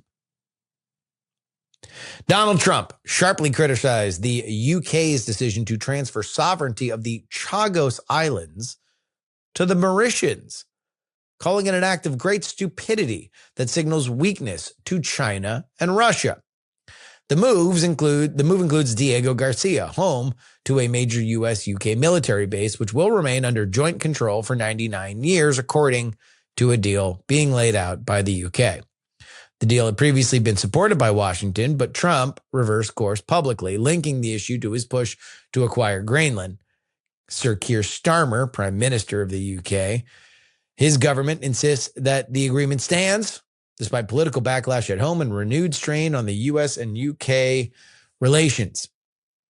I mentioned before at the beginning of this show that Nigel Farage, who many view that his Reform Party will lead the British government the next time that elections are called, he came out spitting mad against Donald Trump and said that he would confront the United States at Davos.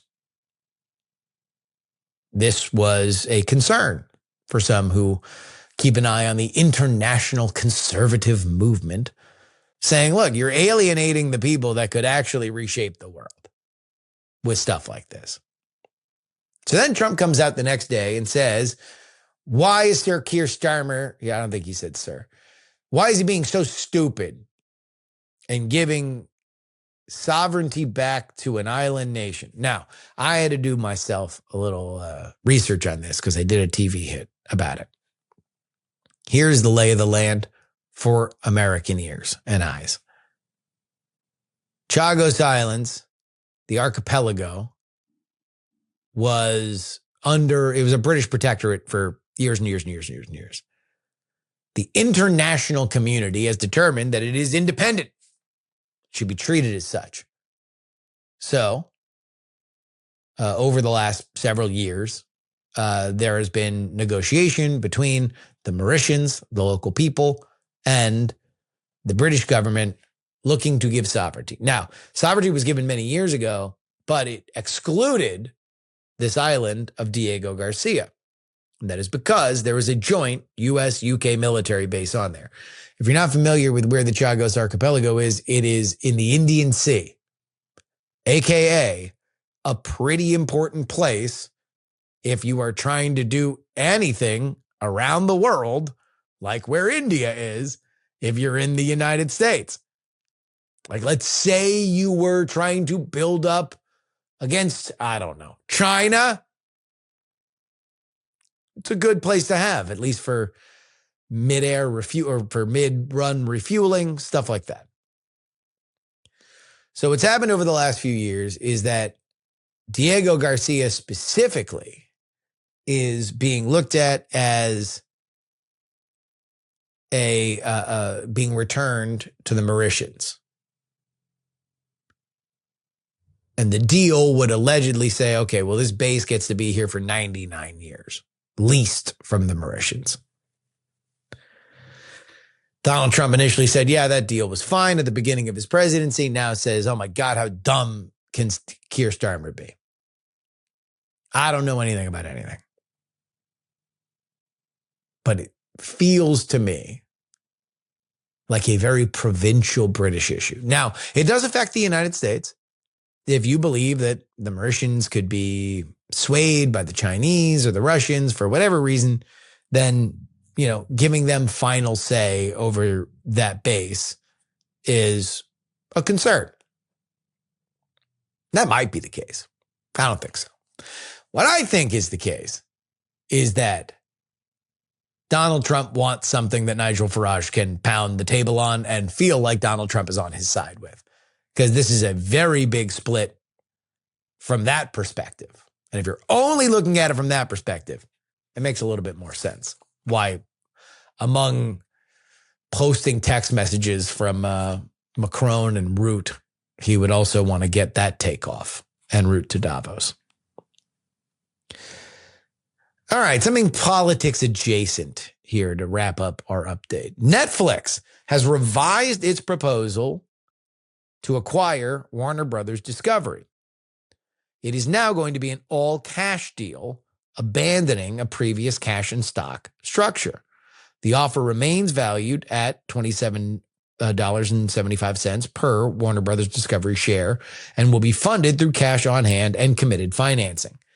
Netflix and Warner Brothers Discovery say the change simplifies the transaction and speeds closing as pressure mounts from Paramount and Skydance, which have launched a higher-priced, hostile, all-cash bid from Warner Brothers Discovery. Paramount has sued and threatened a proxy fight, but a Delaware judge declined to fast-track the case. Warner Brothers shareholders are expected to vote by April. Of course, in the background of all this is that the Ellisons that run Paramount Skydance, we're just going to call them Paramount. The Ellisons run Paramount now, and they very much want Warner Brothers because they believe this is the only way that you're ever going to combat Netflix. Netflix believes they need Batman and Superman and Harry Potter and everything else that Warner Brothers, they want Westeros. They want everything. That's the one thing that Netflix, for all of their dominance, has been unable to do, create brands that really last, that really stick. They've not been able to do that. Now, Trump has been kind of, for him, at least up till a couple days ago, pretty neutral on this. He said, look, I'm not particularly in love with what has happened to CBS so far. The folks at Netflix, they seem like nice fellas. On True Social a couple days ago, he reposted something about Netflix's cultural dominance and how it needs to be stopped. So maybe his opinion has changed. But it is an interesting thing to watch because one of the issues that hangs in the balance is CNN, something that is very much focused on in politics. Paramount wants to buy all of Warner Brothers Discovery for the amount that they have said.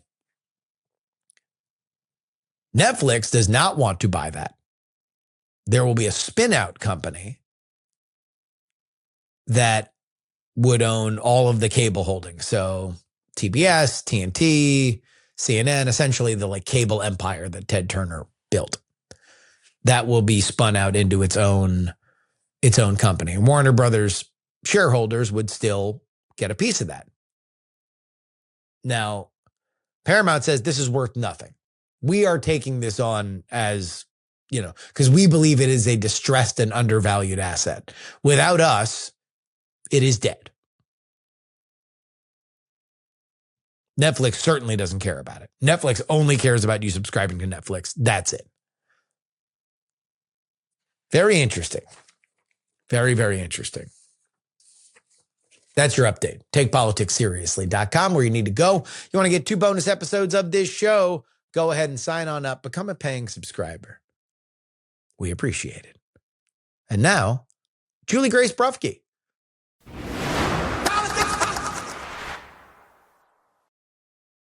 Ladies and gentlemen, we'd like to welcome to the program Juliegrace Brufke. She of so many places and new ventures yet to come. Juliegrace, welcome back to the program. Thanks for having me. Excited to be here. I want to get a vibe check from you because we are now in what it is officially referred to as nut cutting time when we are here for the midterms. Primaries are on the horizon. Some of them really close. Like here in Texas, it's only weeks away for some of these primaries. What is the vibe? I've heard a friend of mine who is on a staff in the House. This is on the Republican side. Said that it is almost daily the vibe shift of like we're so back versus it's so over. There was signs of optimism at the very beginning of the year, and maybe some of the Venezuela stuff cooled down with Maduro going out so quickly, and then the tariffs. Now you have Mitch McConnell saying that he would lead an impeachment or vote to convict, presuming because he's in the Senate, an impeachment against Donald Trump if we actually took military action against Greenland.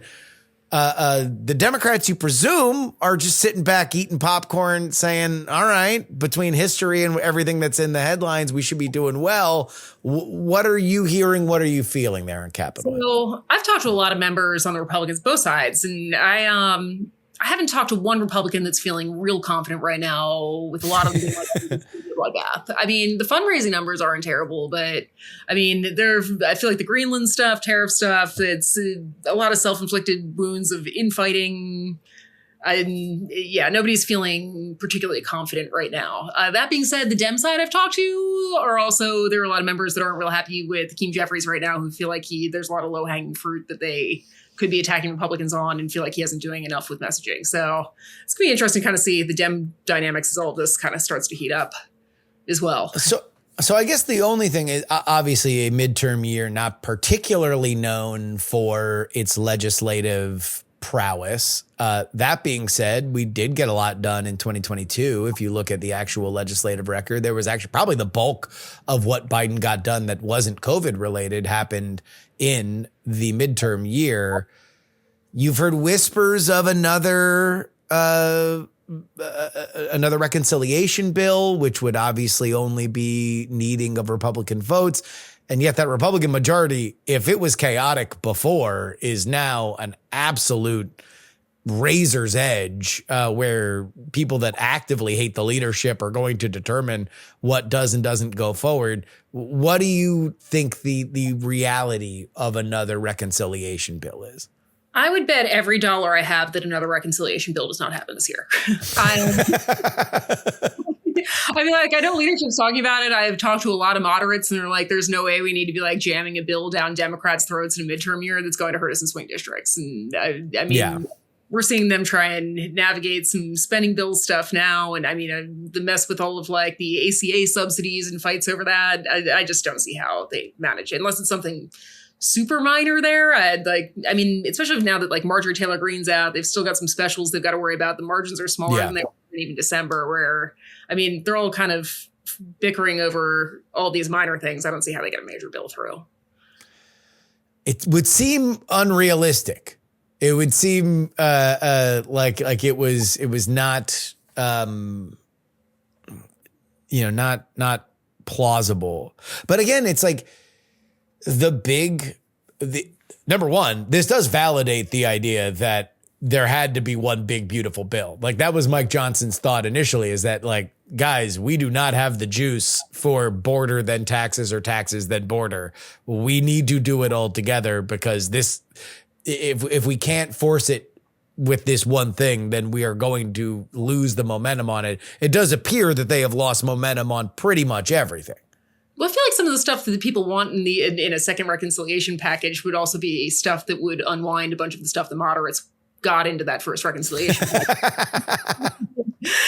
Yeah, I feel like the odds of that happening are. And, you know, the one thing I will say, the midterms, I am surprised there weren't more retirement announcements over the Christmas break. The number of members I've talked to that are kind of like, I think there's a 0% chance that Republicans hold a majority. I'm thinking about leaving. And a lot of those announcements didn't happen. So, I mean, I guess there's still a little time, but I mean, Texas primaries, what, March? Mm-hmm.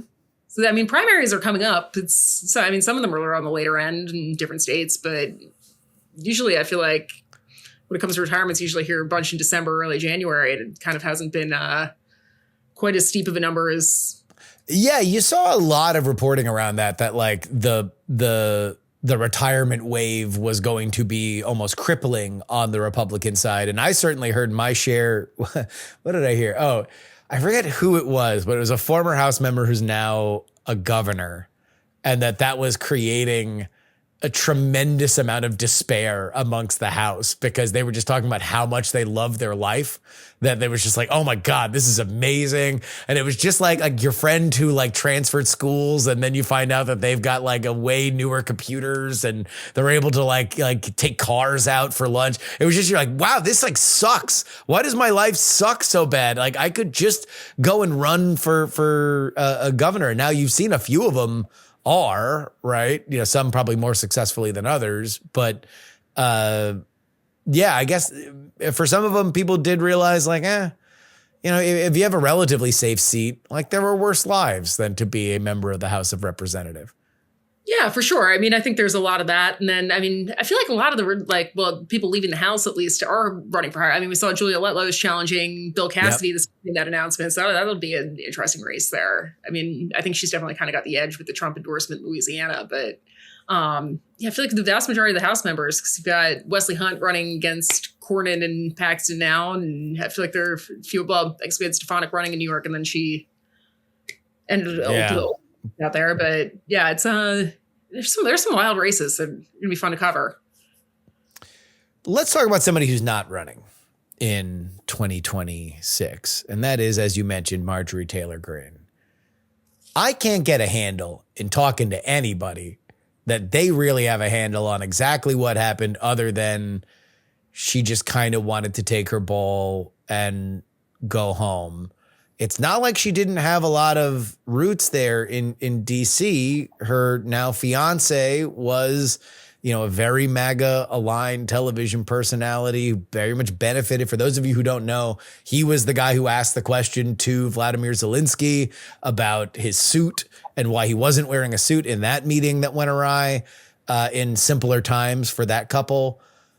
You know, I've been of the mind, it's like, look, the only thing politically that makes sense is if she wanted to run in Georgia. Like her behavior over the last several months kind of fits almost exclusively to like the wives of never Trump Republicans in Fulton County, Georgia. Like it does make more sense that she's probably more electable. You hear whispers that maybe she is an addition to The View down the line where she has a television career in her future. What have you heard as to, like, now that she's gone, does anyone have a sense of what the hell happened? I mean, I've talked to a lot of members that are friendly with her, were friendly with her at one point, that all kind of speculate she runs for president down the line or runs for governor is kind of the big rumors. I mean, she's denied the presidential rumors, but everybody's not running for president until they're running for president, right? So we'll see what happens there. But I mean, I don't know. I mean, it's funny talking to, I was talking to just some non-political people in Washington. They're like, wow, she's starting to make a lot of sense. I kind of like what she has to say that are kind of moderate in this orbit, where it's, I mean, I don't know from coming in as a firebrand how much you can completely get past that on a grander scale on a national stage, going from like the Jewish space lasers QAnon situation to kind of this pragmatic moderate that's getting into it over arguing that Trump's not being reasonable. So it's, I mean, it's been kind of a wild evolution to watch. It would be one of the more remarkable transformations. It's always hard to get away from a crazy thing you said that is really fun to say. And Jewish space lasers is it's just a fun phrase to say. Like you just want it. It falls off your lips. Jewish space lasers. Like it's just something that like, and it just immediately captures like who would believe that there are space lasers, let alone ones controlled exclusively by Jews. Like that is just an interesting concept. What a wild time to be alive. But like, I mean, I think if anyone, when she first came into Congress, projected, if somebody told me that she was kind of going to be the foil to Trump, I mean, it was almost like, to a lesser extent, like the reverse Stefanik of coming in super moderate and getting very Trumpy, but it's been kind of wild to watch. But I mean, it's interesting. Like, I mean, not that looking at replies on X is a real indicator of where voters stand, but I mean, I feel like a lot of what he's putting out there is just getting ratioed of, oh, you quit on your constituents. I don't know how that plays if she tries to run for another higher office. So, I mean, I could see a TV route for her. It's also kind of, I've talked to people in that orbit that are like, she'd be good at it. So I mean, so it's. Yeah, it would make sense. It would make sense. Yeah. If you are, again, it's like, it almost weirdly does make sense for Georgia, because her hard cap with Georgia was moderates, specifically women in the Atlanta, Collar counties, or the Fulton County, like kind of suburbs, or Cobb County suburbs that are like conservative, but didn't like her kind of politics. Now, everybody in the district that she won, they're going to vote for a Republican, and they're going to vote for her. They're going to vote for somebody that has an R next to their name that has a conservative bona fide. They're not going to vote for a Democrat, but specifically those conservative leaning women that didn't like her, she's kind of almost exclusively catering to them now. That's simply the messaging she's going for. I mean, as suburban women, I feel like it's definitely kind of tailor-made for what she's kind of putting out there now. But I don't know how you reconcile that with what, I mean, I guess people have short memories in politics for sure, but it's definitely pivoting from kind of an extreme to. What have you done for me lately? What have you done for me lately? It's I mean, it's definitely, she's gonna be one to watch. So we'll see as presidential stuff starts to heat up, which I feel like be here before we know it. There's a few others that will no longer be House members by the time that the midterms roll around, and two that fascinate me the most. Let's start with the Democrat before the Republican, and that is Jasmine Crockett running in Texas for Texas Senate.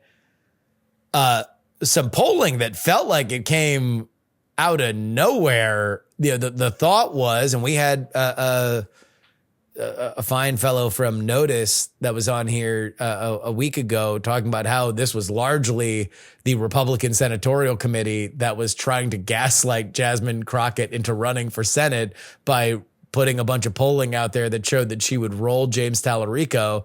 It was enough to chase the last Senate nominee for the Democrats out of the race and have Colin Allred run for the House again. That's interesting primary. Then polling comes out last week that says Tallarico's up by like 10 points. What are the vibes from the House perspective on Jasmine Crockett? Are people kind of, I mean, I've heard that she didn't have a ton of friends out there. Like, is this well, you flew too close to the sun and now you deserve it? Or do people think that these polls are maybe a little ahead of themselves? I mean, I think there's some Democrats that don't hate that polling. But I mean, I think Republicans would much rather run against her than. Oh God. Yeah. there. So it's it's gonna be. I mean, she knows how to raise money and she knows kind of how to make a splash. So, I mean, name recognition does kind of hold something there. But I mean, is the Dem primaries is something I need to double check since I've been kind of caught up in internal Congress drama. But is it Dem primaries are the same time as Republicans in Texas, right? Yep. It's coming up. So yeah, I mean, she got a late start into this race and she is running a fairly progressive campaign thus far. You know, she had a viral video over the weekend where she was, campaigning with a drag queen. Like, this is like the dream matchup for the Republicans is to have Jasmine Crockett doing Jasmine Crockett things in a statewide election in Texas. Like, they would love it. There's a reason why they put out polling showing that she was going to beat James Tallarico. The question is in Texas is. I mean, I feel like there are a lot of states where that would probably work in a primary, but we'll see. Well, I mean, Jasmine Crockett is of the belief, and this is not uncommon amongst Texas liberals, that this is not really a conservative state, that there are apathetic liberals, there are apathetic progressives, that there are more progressives than people believe, and it is only because they are beaten down and they don't believe in themselves that they do not come out and vote. And if you only had a firebrand who would really electrify them, then you'd be able to change the math. I'm here to tell them, no, that's not true. That might be a comforting thing that you can tell yourself, but there are more centrists and conservatives, out and out conservatives in Texas than you believe. Like, it is not a mirage. It is not a media distortion. That is the actual makeup of the voting electorate of Texas. That being said, you don't know until you try. Jasmine Crockett is going to try that theory of the case. I don't agree with it, but that's why we have the votes. That's why we have the elections. She's going to be out there. She's going to figure that out. The Tallarico of it all is fascinating. And really, the Ken Paxton side of that is really the most interesting, which we don't need to go into it. But he just put out his first ad of the cycle. Because, by the way, he's led the entire cycle. There's no moment where he has not been the polling leader. He is scandal plagued. He is too far to the right, even for the Republican electorate in Texas. And yet, he can't be knocked off the perch. He spent his first money on the most AI generated ad that I have seen in politics, which does not feature Ken Paxton's face. His name appears only in the legally mandated declaration at the very end. And it is just about how much John Cornyn and Jasmine Crockett get along together. And it features them dancing by way of, I'm assuming, Sora.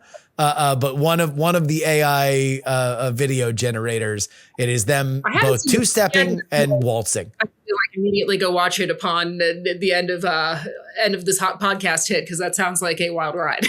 It's great. I mean, number one, this is going to be the most AI generated cycle. Not since Jib Jab have we seen a thing that people will use the most, because they will have the ability to do it very, very cheap and get it on the air in a way that is eye-catching, let's say. Primaries. I mean, Wesley Hunt getting in there, I feel like, kind of made that whole dynamic interesting. I know the House leadership's not real thrilled with him because he's missed most votes this year.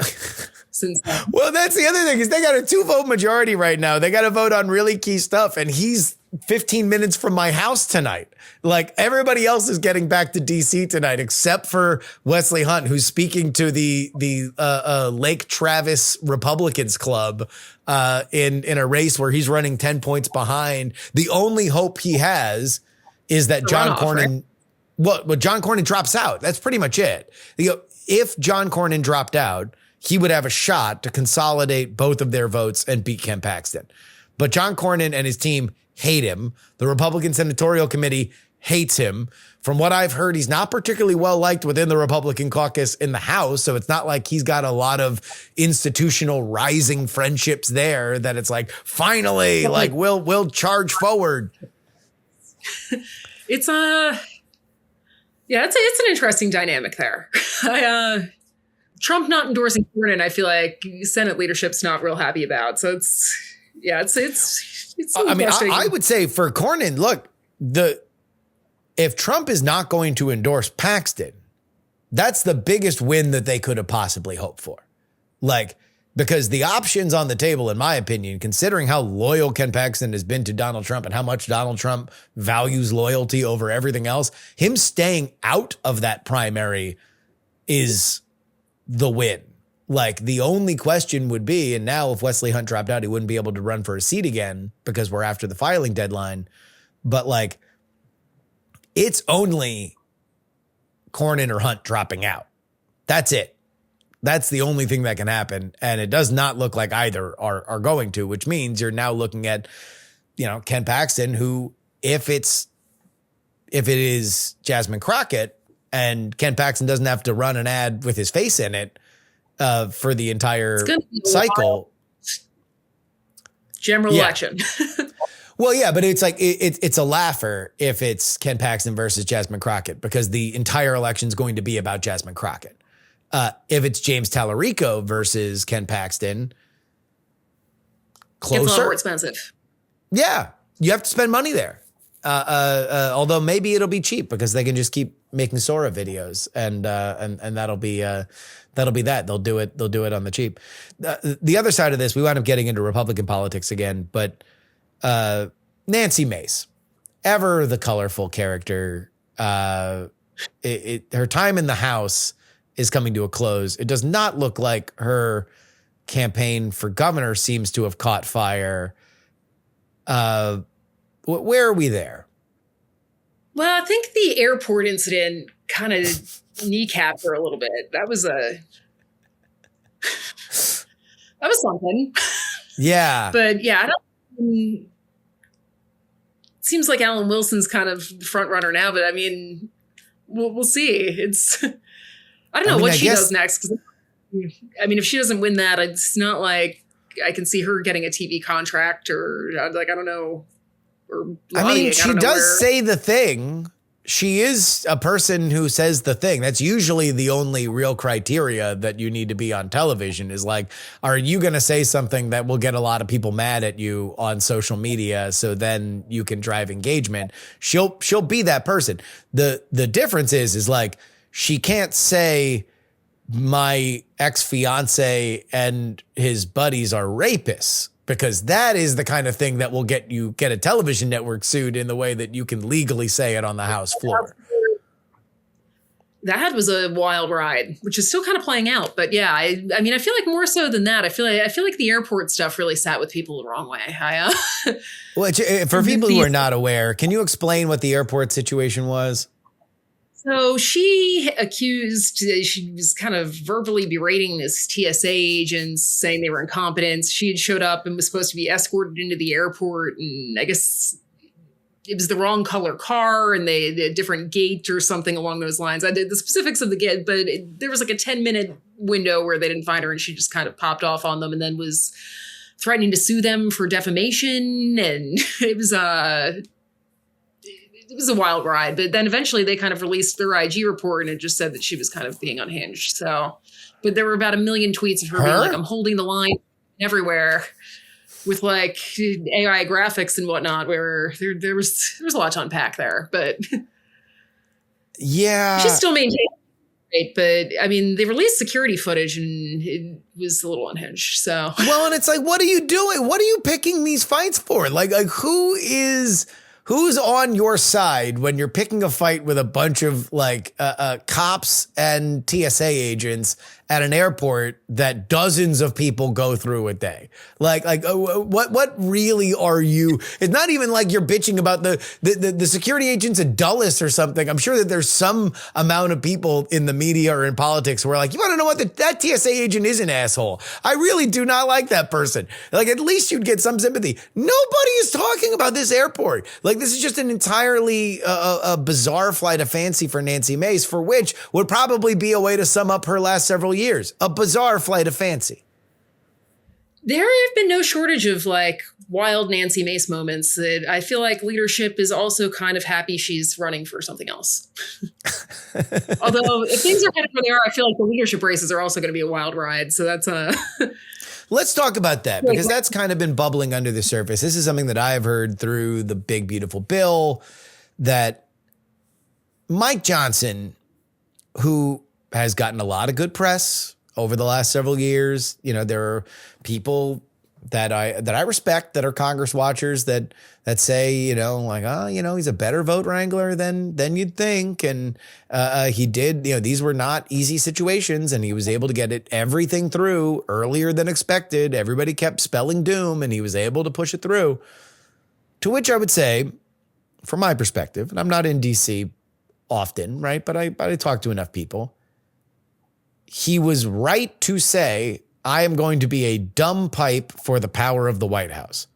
He was smart enough to say, I will get out of the way and say, watch when daddy gets home, he's going to be mad. Like that was pretty much his move.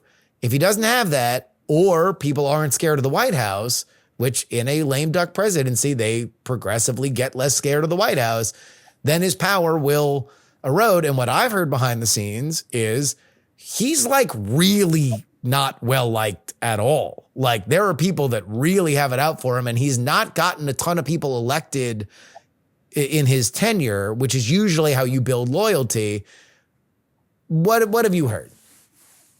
I mean, I think there are a lot of, his job definitely sucks with those margins where I feel like you're bound to have people pissed at you. But I'm like, you hear from moderates, they're like, oh, he lied to us on these things. And then, he obviously is denying that that's the case. And they're like, he's omitting things and making promises he can't deliver, which Kevin McCarthy's big issue is he was making promises he couldn't deliver. So it's kind of pissing people off along the way. So, I think there are a lot of frustrations with him.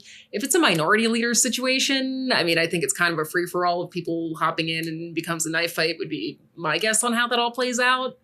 If he manages to hold the majority, and I feel like it's kind of hard. He's a legend. Retire his number if he retains the majority at this point. If you look at now, granted, that's the one thing. If we're going to look at the optimist case on the Republican side, the fundraising numbers are not great for Democrats. They still have an institutional problem with their brand, and the generic ballot is not what it has been in other waves. And then also factor in that we're so gerrymandered that we're really fighting about 10 seats anyway. Like we're not, I think there are a couple, the gerrymandering, you figure that'll help that. After things played out kind of with the Texas maps.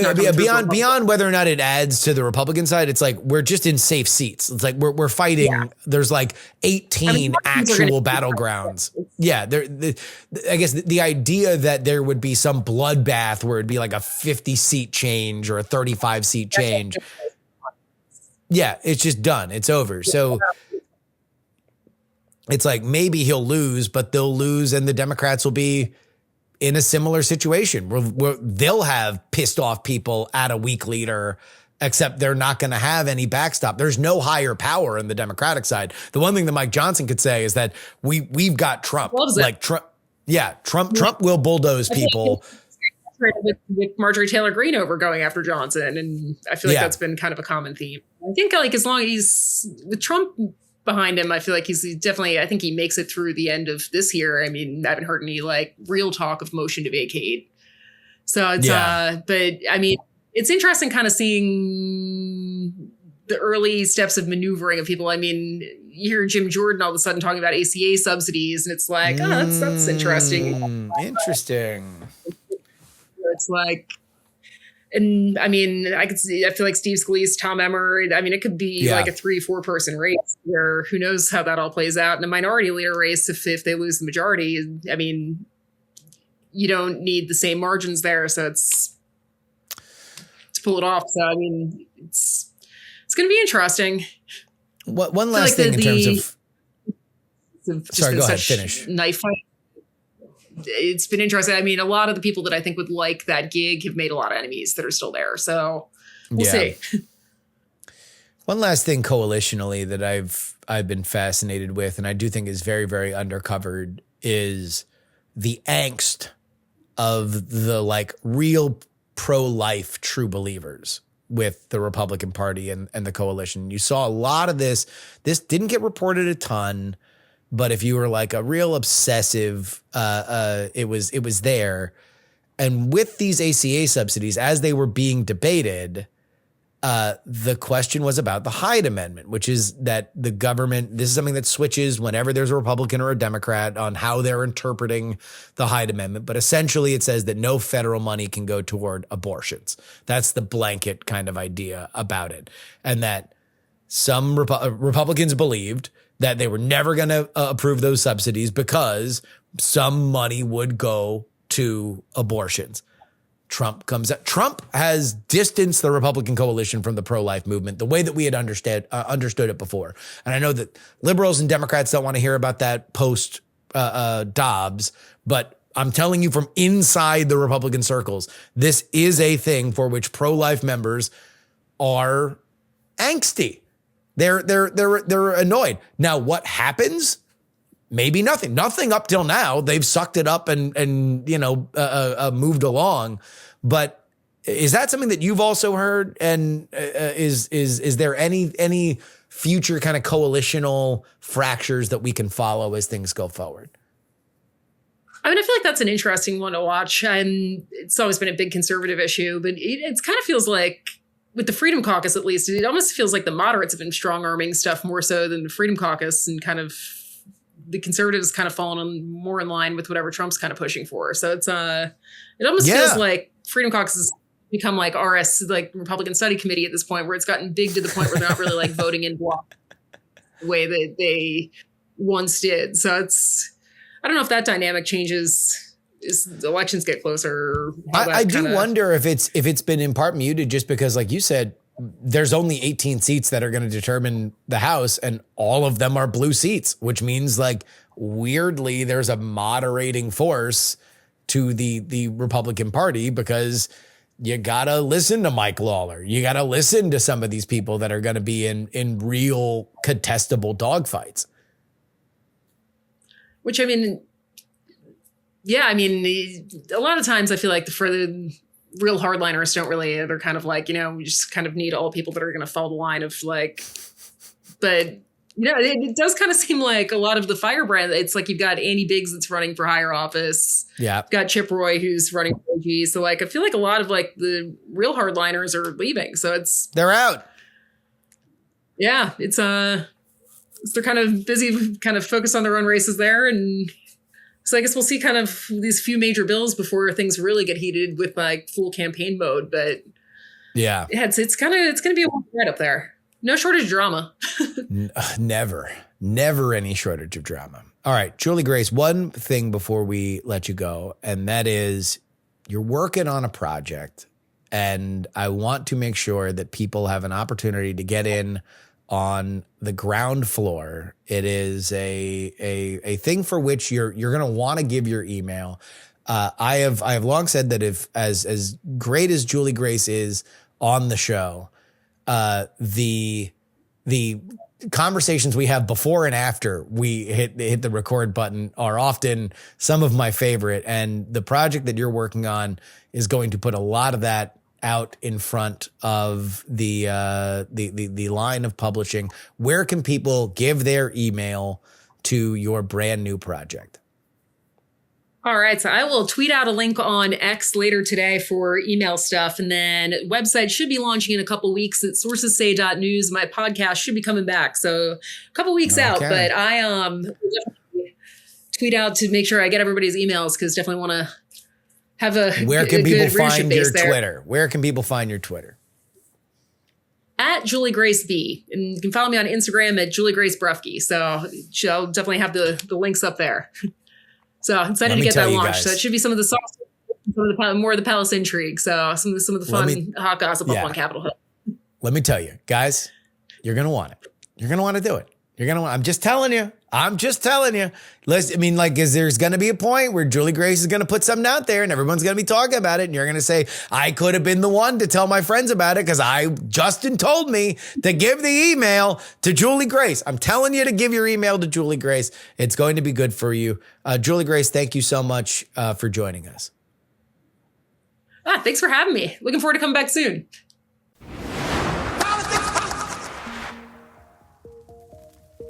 And that'll wrap it up for us today. Politics, written and hosted by me, Justin Robert Young, for Dog and Pony Show Audio in Austin, Texas. Will Saddleberg is our producer and our editor. You can email the show, theyoungamerican@gmail.com. Find, follow, and share video clips of the show. Justin R. Young on TikTok, Instagram, Twitter, and YouTube. Support us. PayPal.me/payjury. Venmo is Justin-Young-20. Cash App is PX3 Cash. Send me anything you'd like in the mail. Post Office Box 1531. 84, Austin, Texas, 78715. Again, that is Post Office Box 153184, Austin, Texas, 78715. You can always get our bonus content at TakePoliticsSeriously.com. Paying members get 2 bonus episodes each and every week. That's $12 a month, $99 for the entire year. Just get it over with in one fell swoop and be done. Come on, baby. Over 150 episodes of PX3 for under $100. But of course, our founding tier, get your name read at the end of the podcast like these fine folks, including Sonny, L3PO, Peepaw, Scott, Middle-Aged Mike, Tom, Nick, Sarah, Jeremy, Pro Idiot, Chiller Tomatoes, Neil, Casey, oh yeah, it's Adam, AB Puppy, Dr. Whiskey, Fat Tony's PJs from New York, Will, The Borge B, Michael, Matt, TP4 Bongo, Andrew, Edwin, Sam, Andrew, Phil, Edison, Paul, a dog named Checkers, Gloria Young, my mom, Jerry, Trucker, John, Berkeley, Steven, and Zombie Doc. You want your name read on the show, do ya? Only one place to do it. TakePoliticsSeriously.com. That's it for us today. Our episode on Friday will feature the great and powerful Ryan Macbeth talking about war in Iran. By the way, we haven't really talked a lot about it. We have carriers moving in to Iran. Seems like it's going down. I'm yelling timber. Anyway, we'll ask him about that and so much more. Till next time, this is your old pal Justin Robert Young saying, some shows talk about politics, others talk about politics, and still more discuss politics, but this is the only one that dares discuss. Oh, 3. Diamond Club hopes you have enjoyed this program. Dog and Pony Show audio.